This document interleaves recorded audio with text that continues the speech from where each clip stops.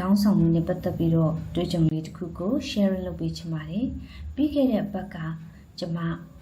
ကောင်းဆောင်အောင်မြင်သောကောင်းဆောင်မှုဘာသာပြန်ထားတဲ့စာအုပ်လေးတစ်အုပ်ကိုကျမညွှန်ပြဖြစ်ခဲ့ပါတယ်။ John C. Maxwell ကရေးပြီးတော့ Sojivic ကဘာသာပြန်ထားတဲ့စာအုပ်လေးပဲဖြစ်ပါတယ်။ကျမအဲ့စာအုပ်ကိုဖတ်ပြီးတဲ့နောက်မှာကိုဘေးကုများစွာမေးမိပါတယ်။ကျမဘယ်လိုကောင်းဆောင်မှုကိုကြိုက်နေတက်လဲပေါ့။ကျမအလုပ်လုပ်တဲ့အခါမှာကျမခေါင်းဆောင်များစွာနဲ့ကြုံတွေ့ခဲ့ရပါတယ်။တချို့ခေါင်းဆောင်တွေကတော့သူတို့ရဲ့ရက်တူမှုပုံမှာမတိမ်ဆောင်ဘူးမရင်းရိုင်ဘူးမြဲတယ်သူတို့ရက်တူမှုကမှန်ကန်နေဆိုရင်အဲ့ဒီပုံမှာမရင်းရိုင်ပဲနဲ့မြင်မြင်ရက်တည်တယ်။တချို့ခေါင်းဆောင်တွေကတော့အခြေအနေပုံမူတည်ပြီးတော့ရင်းရိုင်သွားတာကြီးလေးရှိပါတယ်။တချို့ကောင်းဆောင်တွေကြတော့လေတမကြပြီးငြိမ်းချမ်းနေသူတို့နားကိုသွားလို့ရှိရင်အေးချမ်းနေပညာများစွာကိုလည်းပေးတဲ့ကောင်းဆောင်တွေလေးရှိပါတယ်။တချို့ကောင်းဆောင်တွေကတော့ကောင်းပါပြီး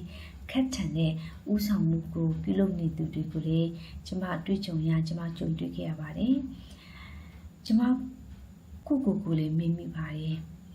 သူများကိုမပြောနဲ့ကိုရောကျမဘယ်လိုဥဆောင်နေလဲဆိုတဲ့တွေးလေးကျမကောင်းတယ်အမြဲတစေဝင်လာလေးရှိပါတယ်ကျမကိုငါလေးဟာကိုဘယ်လိုထိန်ချောင်းနေလဲငါလေးဟာကိုအရန်ဘယ်လိုလိုက်နေလားအရန်တက်နာနေလား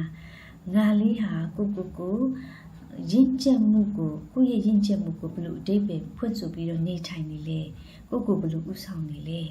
ငါလေးဟာအခုတက်တိနောက်လိုက်တယောက်ပဲဖြစ်နေတာလားငါလေးဟာပြောနေလက်တွေ့ရောကိုက်နေသူလားငါလေးဟာယာတူးတစ်ခုကြောင့်ကိုနောက်မလိုက်ချင်ပဲသူများတွေလိုက်နေတဲ့ဥဆောင်မှုကိုပြုနေတဲ့သူလားဆိုပြီးတော့ကိုမေးခွန်းများစွာမေးလာခဲ့မိပါတယ်ငါလေးဟာသင်ခန်းစာများစွာအတွေ့အကြုံများစွာကိုဘလို့အင်အားတွေနဲ့အခုထက်ထိကြော်ဖြတ်ပြီးရက်တည်နေနိုင်လေဆိုတဲ့မိကုန်းကိုလည်းကိုမေးမိပါတယ်ကိုအဲ့လိုမေးမိတဲ့အခါတိုင်းမှာငါလေးမှာဗိုက်တာမင်လေးရှိနေတဲ့အတွက်ကြောင့်မို့အခုထက်ထိရက်တည်နေနိုင်တာပဲဆိုပြီးတော့လေကိုမေးတဲ့မိကုန်းတွေကိုအဆုံးသတ်ဖြစ်ခဲ့ပါတယ်ဒီမှာရှိရဲ့တငယ်ချင်းတွေကကိုဘယ်လိုဥဆောင်မှုကိုပြုနေတဲ့သူလေကိုကဘယ်လိုကောင်းဆောင်မှုဥဆောင်မှုကိုကြိုက်နေတဲ့သူလေဆိုတာကိုခေါင်းပတ်မှာရေးပြခဲ့ဖို့လေဖိတ်ခေါ်ပါတယ်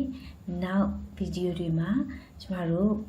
ကိုဘယ်လိုကောင်းဆောင်မှုတွေပြုလုပ်သွားမလဲဆိုတာကိုလည်းဆက်ပြီးဆွေးနွေးကြဖို့ဖိတ်ခေါ်ပါစီအားလုံးကိုကျေးဇူးတင်ပါတယ်